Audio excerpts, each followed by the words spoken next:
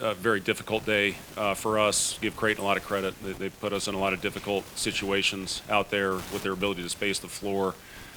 We were right there, I think, with about 9 minutes to go in the half. It was a one-point game, and they went on a big run and really set the tone for the rest of the game. And, we talked at halftime about coming out, throwing the first punch, and getting back into this game.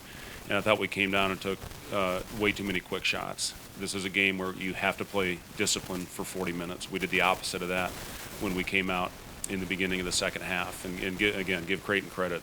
Not only offensively what they do, but defensively they're really good. They force you into a lot of tough mid-range shots with Kalkbrenner back there. They stay home on shooters, and they executed their game plan to perfection.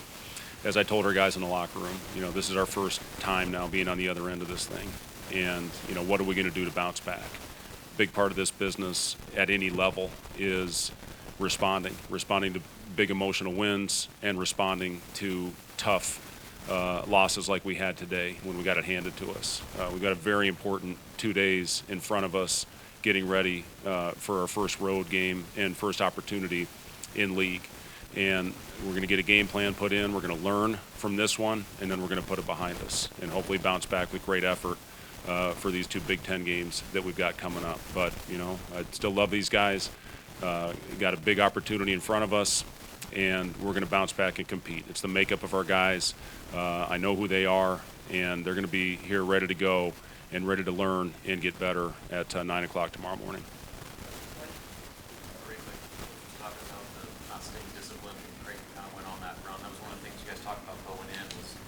Withstanding those runs and staying focused. How, from your vantage point, how did you guys handle that? And then Creighton through those punches and your guys' response?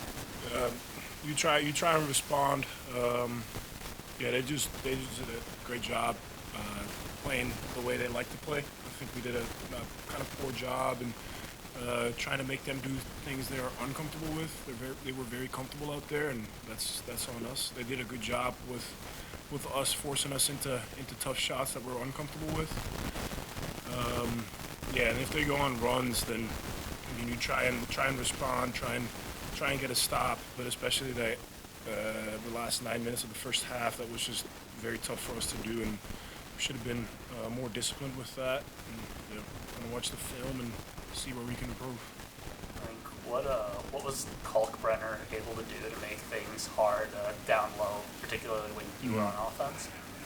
It's just a big body. Like their scheme is very, very good for him, where he can just clog up the paint and everything close to the rim. He's going to be there, and it's going to make it tough for them. And they play right into that. So they force you to try and shoot over him, and he's just so big that, like, credit to them. They do a good job with that. Obviously, a lot of veteran guys on this team, Rienk. What's your feeling about how, like Coach was saying, about bouncing back here quickly with the Big Ten starting up? Yeah, I saw a lot of guys that were, obviously we're all extremely disappointed with this one. First loss of the season, so we're going to see how we're going to bounce back. We haven't lost this year yet, but from the characters that I know are around me and what I know about myself, I think we all know that we need to be better and that we're going to come to practice tomorrow and try and improve. And I think we have the right guys that all know this was not a good showing for us, and we need to be better.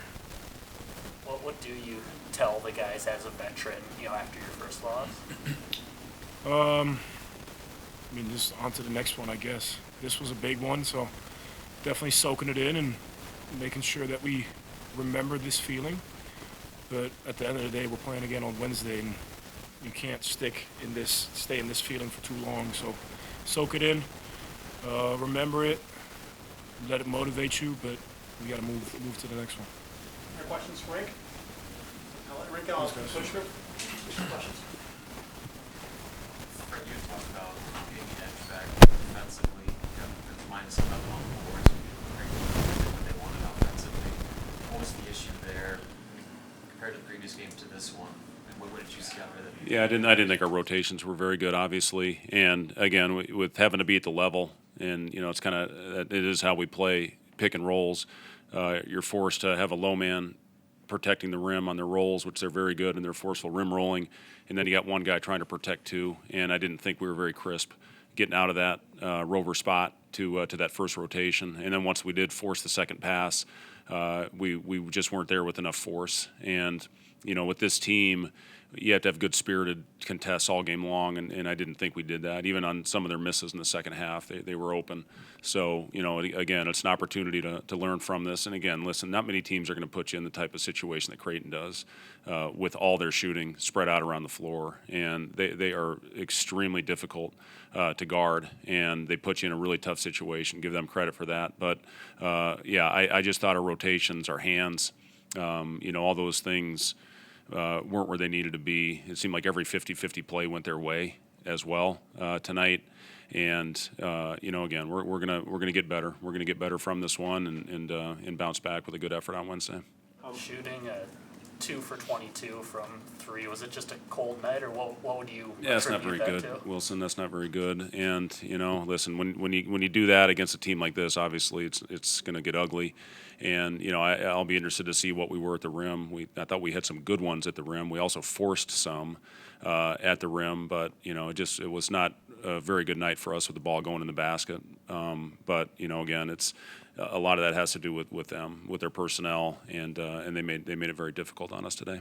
How important do you think the end of the first half situation, the foul? Yeah, after you guys get a bucket. Yeah, they go 30-14. I think the last 9 minutes of the first half, and now it's 15 at the break, and we were right there. They had a 6-point lead. We came back, took a lead.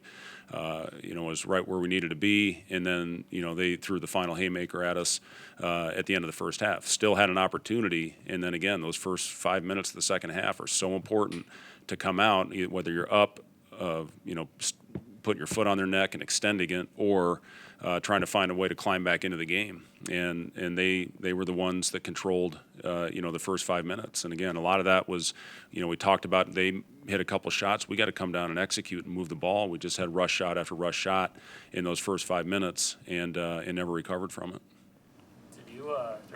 Did you get an explanation on what happened on that with about a second left with the foul and the technical and all that? Yeah, I guess Casey threw the ball at the stanchion is what he said, and they said Bryce was not in legal position. He looked at it at halftime and said it was the right call. This was the first time you guys faced real adversity like this. I mean, just on the court, how did you see you guys respond? Was the vocal leadership, the body language?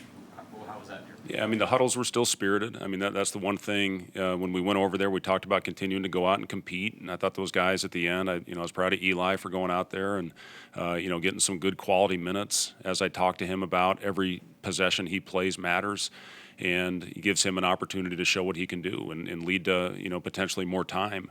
And, I liked some of the things that he gave us out there on the floor. He certainly is a guy that can put the ball in the basket, and I was proud of how he went out there and approached those minutes. These are important minutes for Matar, to go out there. I think he's had a great couple weeks of practice, and we're going to need him, with Big Ten play. So those two guys as freshmen to go out there and really get their first opportunity in a meaningful game like this is very valuable. And we got a lot of decisions to make here moving forward as we start Big Ten play. And, hopefully just go out there and compete. That's the bottom line, guys. I could sit here all day and tell you the same frickin' thing, that we got to get better from this. It's something that, we're going to grow. I love the character and the makeup of our team.